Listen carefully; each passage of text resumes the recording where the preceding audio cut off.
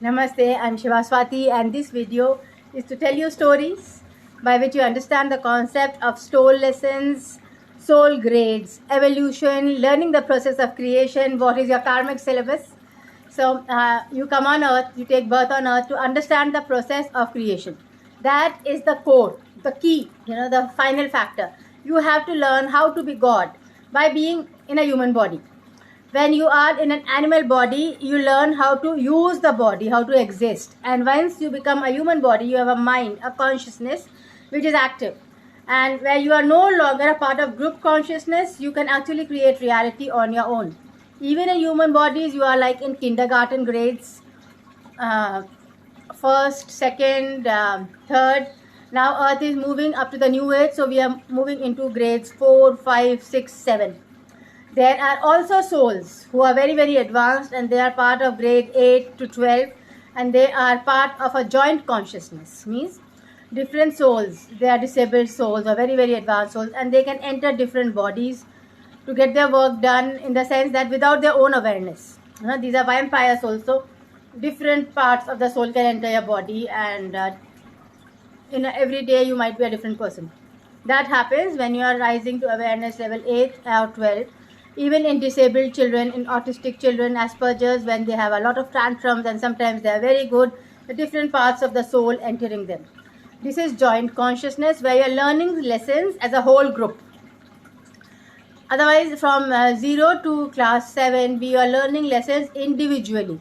After 7, you move into God grades, and then you learn the whole group lessons. You learn to live with compassion, where you're not competitive, and if you fail in those grades, then your unhappiness rises a lot. Even if you are very successful, you become very, very unhappy, sad, tense, stressed. That happens when you are failing soul grades. So the reward for soul grades is always peacefulness, happiness, satisfaction, contentment with your life. That is your reward for passing a soul test. And punishment for failing a soul test. Of course, punishment, time out exists even in God realms, even in the soul realms. So punishment and time out is sickness, bad health, mental anguish, mental disorders, extreme anxiety, depression, anger, irritation, discontent, feeling unloved, feeling ignored, feeling rejected. All these are punishments that you are not passing your soul grades. So when you complain to God, why is this injustice happening to me? You are being punished because you are not working as a part of God.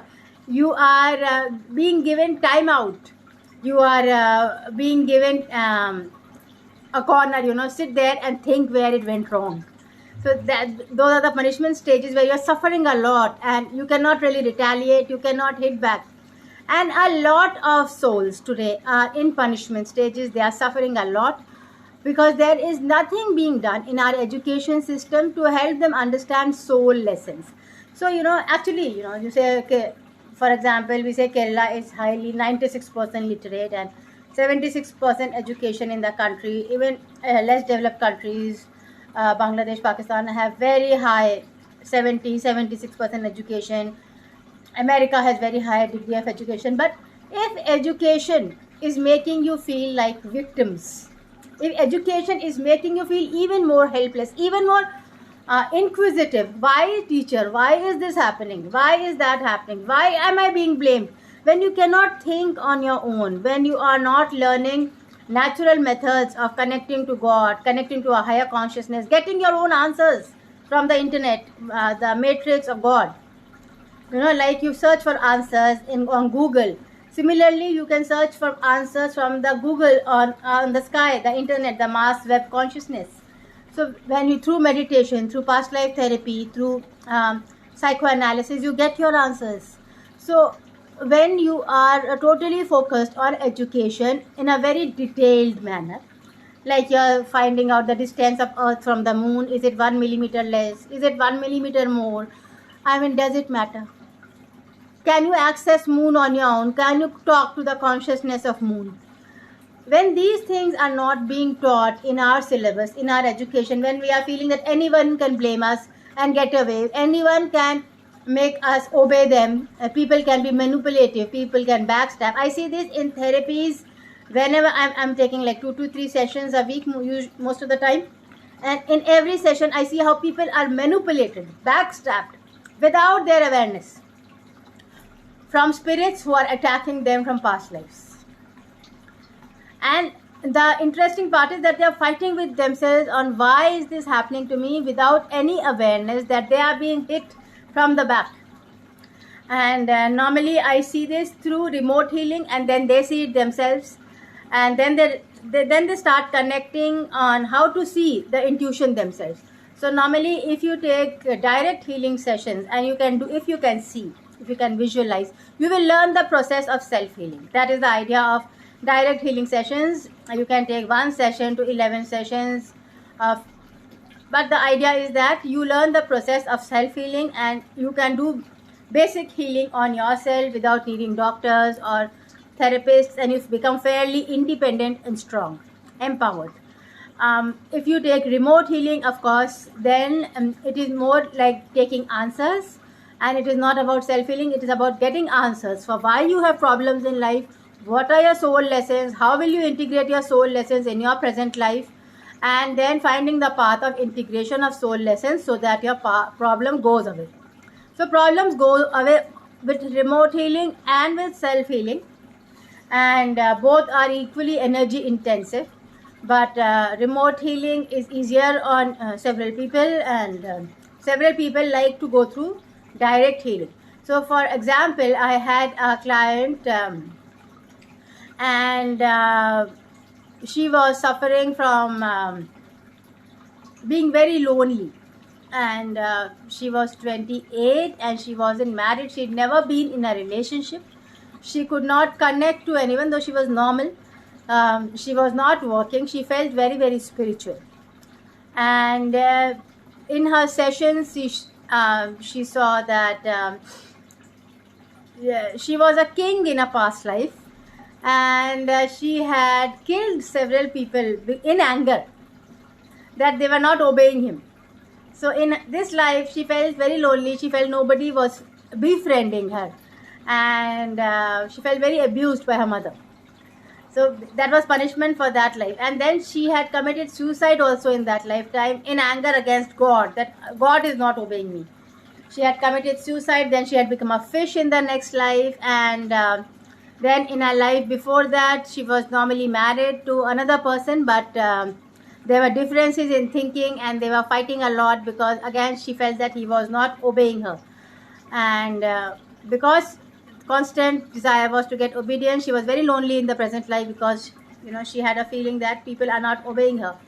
And the core reason for her wanting obedience came back from a life very much further behind, where she was a dinosaur, and she was saying to her husband that the ice ages are coming and we must run away, or we must save ourselves. And he was not obeying her. He was taking everything carelessly. And finally, when the ice ages struck them and they were starving, then he said, let's run away with the kids. And by that time she was not in a position to run away, and they had separated and died. So she was very, very worried that if she can forecast something and people don't see the fatality, and it can cause death, they might not be saved in time. And there was a lot of panic when she wasn't obeyed. And she was a very simple girl now, but this was there. And so her soul lesson was to understand that, okay, even if people don't obey, and even if a fatality strikes, even if, like in the life of the king, there was a famine, he wasn't obeyed, there was a famine, and a lot of people were killed. They were not paying taxes. Then he started killing them. Then he killed himself, killed God, then killed himself in anger with God. Means mentally he attacked God, and then God forgave him in the present life because a very big bhakt otherwise. So she saw a lot of visions of Shiva in the session, and a lot of healing happened automatically for her. Angels were helping her, and when we attack God, we suffer a lot. But when we forgive God, and when we realize that God was actually helping, God was saying that forgive the people, just be calm, these things happen, difficulties happen, You have to learn to accept, create a positive reality. So then we re-scripted those lifetimes, and we saw that she stayed on. The dinosaur husband obeyed her, and they could stay together. They could, she did not die alone. And then we saw that in the next life also she could stay with her husband. She was less panicky. These were re-scripts. And then in the life of the king also, he could help the people. He could store enough himself and help the people in the famine. And then they were not blaming him anymore, and he survived. He did not commit suicide. He felt content at the time of death. So the feelings of helplessness went away from her. She was very happy. And then she also found that she wasn't married, because there was the same soul husband coming from the life of the dinosaur, and he appeared and said sorry to her because he had not obeyed her, and he was the same soul husband. And this person was actually a very powerful man in Google, and he was already married.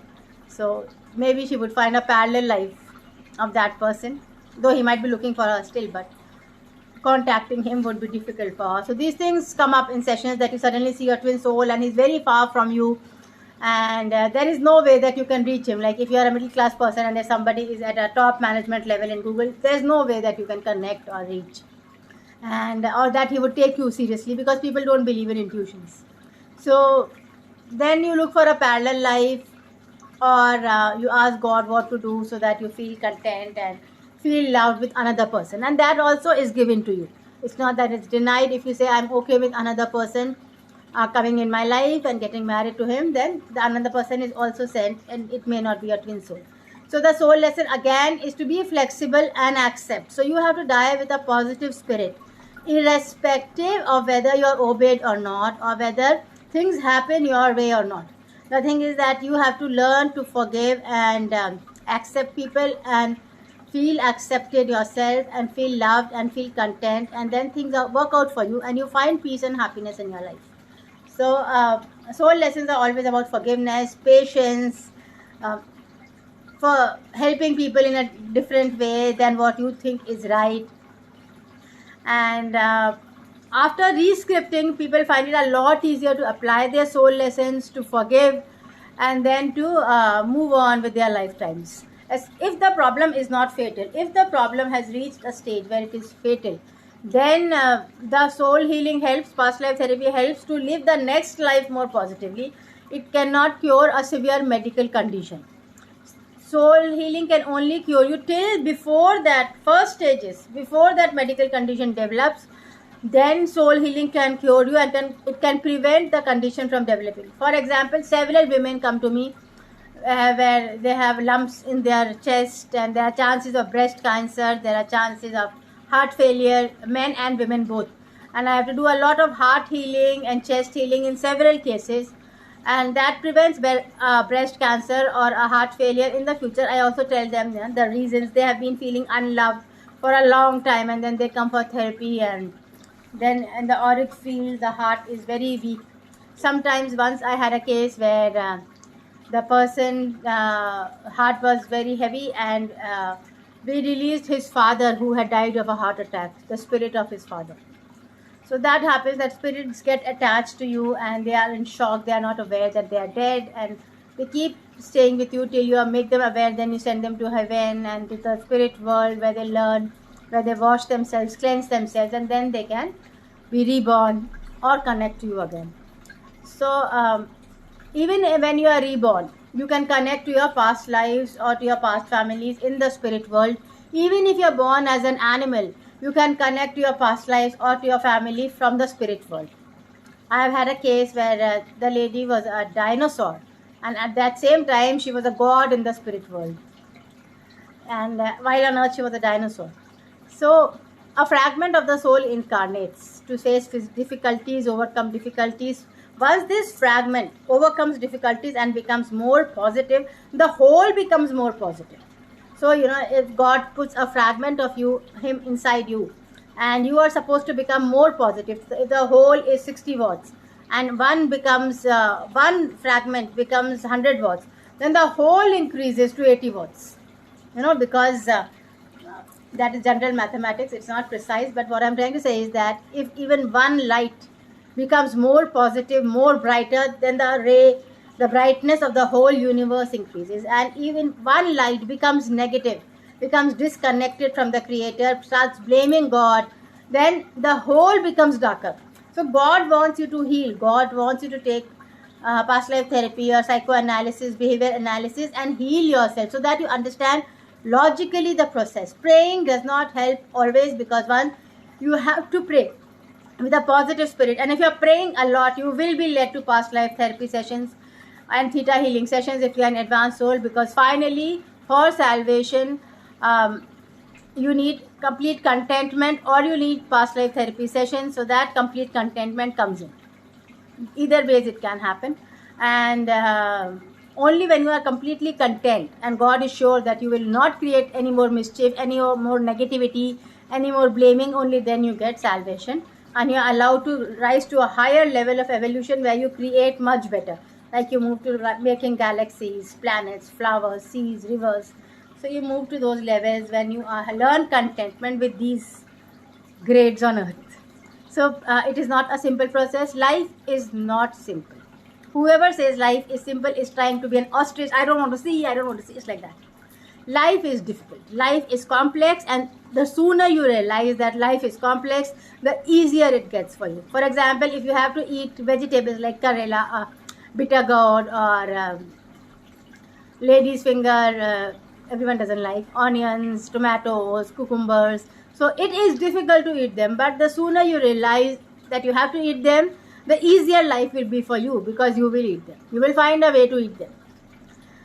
And the more you fight, the more you go into fatty foods, shortcuts, burgers, pizzas, the more your stomach gets upset, and the more difficult life becomes for you. Your peacefulness goes down. Actually, with food, your peacefulness goes down, your anxiety rises, especially with alcohol. You can't see logic anymore. You want everything happening at a fun level, and then you get a lot of manipulation and backstabbing, because people can fool you. People can get away with not showing you the real logic. So you have to keep asking questions, why this, and you get answers. You always get answers, but you have to believe that answers exist, and you will be a lot happier when you get your answers. Believe in past lives. Believe that you have been in several religions in different lifetimes, especially for this session, so that you see clearly, and you will get your answers, and you will find peacefulness when you get your answers. When you forgive others, you forgive yourself. So life will become happier.